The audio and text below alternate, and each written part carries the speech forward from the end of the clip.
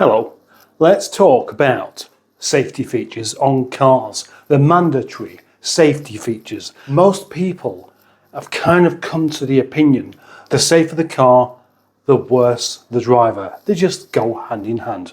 But I'd like to take a more balanced view on this particular thing and give you a couple of thoughts. Here's a nice example. The Mercedes S-Class, a big, strong, safe car, against the Austin Metro, which was considered an absolute death trap. But Princess Diana was perfectly okay in the Metro, but she wasn't in the Mercedes. Now that may well be a logical fallacy, but the point is made. If you drive safely, you're not going to hurt yourself. If you drive like a lunatic, you probably could do, or at least somebody else. Let's talk about some of these mandatory safety thingies on cars, like the tyre pressure monitoring system, ensuring that you know at all times that your tyres are pumped up to where they should be. That now has to be on all new cars. What's wrong with just visually inspecting them? You can see whether they're flat, you can feel if they're going down. That's how it is for most people. How many times have you seen someone driving along with this flapping sound on the go because they've got a completely flat tyre, yet they appear to be oblivious? Could it be they've got their stereo on too loud? Don't know, because you should be able to feel it anyway. The other day I saw a Mark V Fiesta locally with no tyre on the front at all, and the alloy wheel had started to disintegrate because, obviously, the car had been driven on a flat tyre and then carried on being driven on a flat tyre until eventually the tyre fell off. But whoever it was that was driving the car didn't notice. How's that possible? Well, maybe actually people are just not quite as switched on and as self-aware as I've always given them credit. Maybe car manufacturers know this, maybe the law knows this.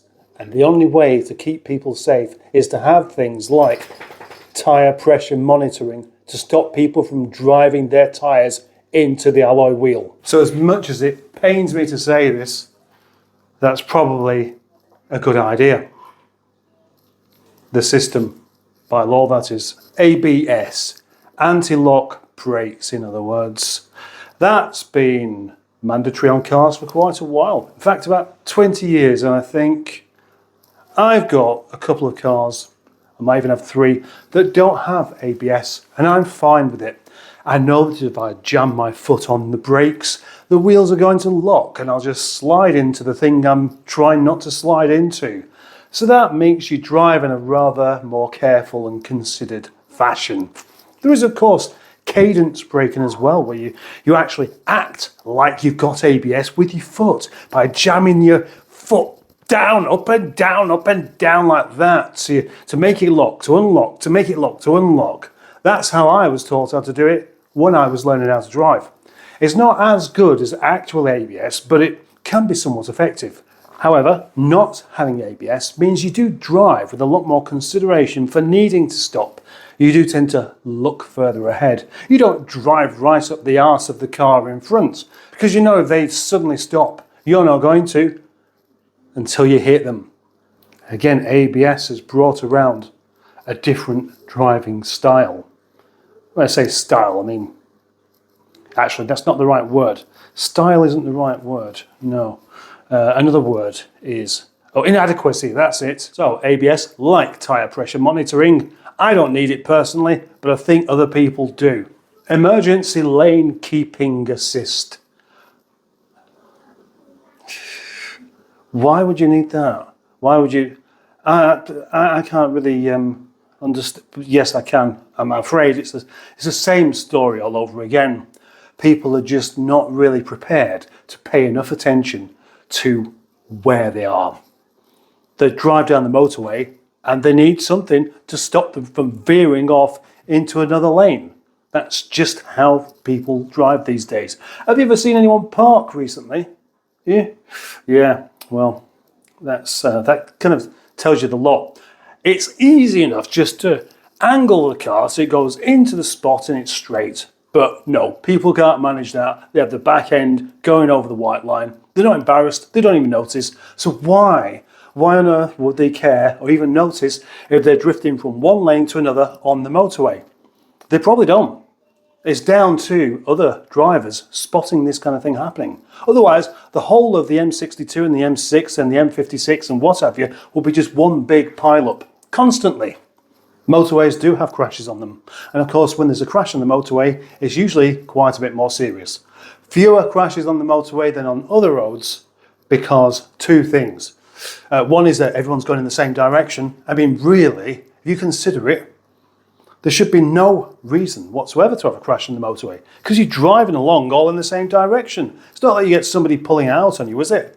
Well, yes, there is, because they pull out from one lane to another, and that's exactly why this emergency lane keeping assist thingy is there to stop you from, well, basically killing other people on the roads. It's not a nice thing. No. And for that reason, I'm going to say yes, I think that this particular system is a good thing. I just don't want it on my car. But I won't have it on my car because I have an old car, so it doesn't really matter. I'll look after myself and I'll let that device look after you to help look after me. What about an old one? An invention by Volvo. Seatbelts, that is. Yes, seatbelts.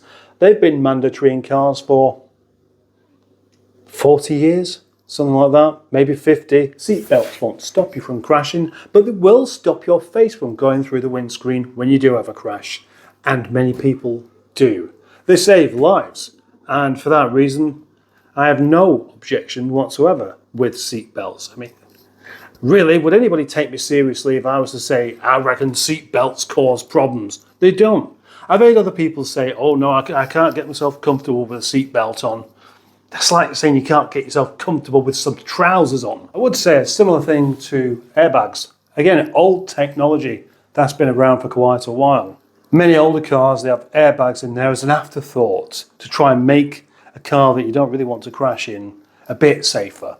But it's actually not going to make any difference. All it's going to do is cause even more unpleasantness. You crash your car and then you have an explosion going on in your face as well. That can't be really of any help.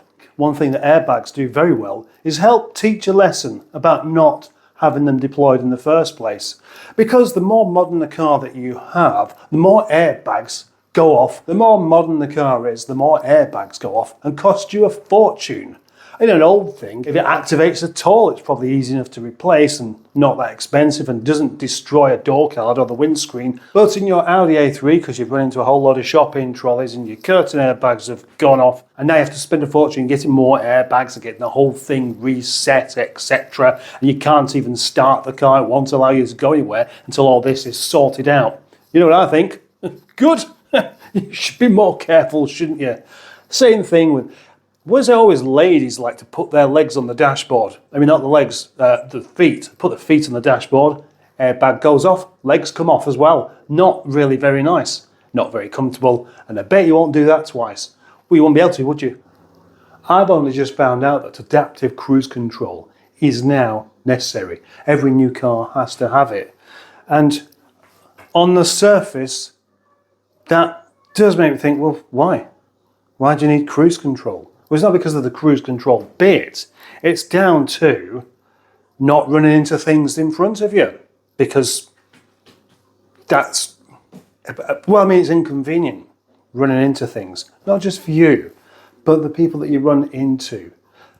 With the lifespan of cars getting increasingly shorter, because it's more environmentally friendly to scrap cars than it is to keep them going, apparently. It won't be long before every car has adaptive cruise control, and it should mean that it's almost impossible to have a crash on the motorway. Because for one thing, you can't change lane without indicating. The other thing is you can't drive too much faster than the vehicle in front of you. And now with the blind spot warnings for traffic coming behind also mandatory, nobody will be able to crash into you either. But will it work? Well, only time will tell, I guess. And so, in many ways, I'm very much looking forward to all of these cars having all of these features. Not for the safety of others, but for the safety of me. Because as long as other people can't crash, they can't crash into me. I don't need to worry about me crashing into them because I won't do. Because when I drive, I actually pay attention to what I'm doing.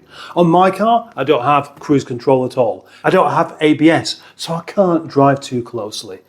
I do have an airbag, but it probably doesn't even work. And it definitely doesn't work because, well, it's not plugged in, to be honest.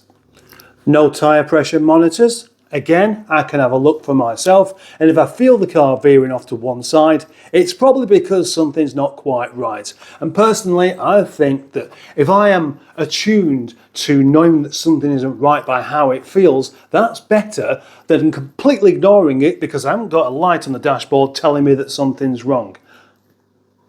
The lane assisting, yep, again, I don't need it. Lots of people don't. But isn't it great that all of these unattentive drivers who have no interest in actually driving in the first place are going to have to stick with these particular things in order to be on the roads in the first place? So all of this technology will be very, very costly for some people, but it will make people like me and hopefully you safe. Bye.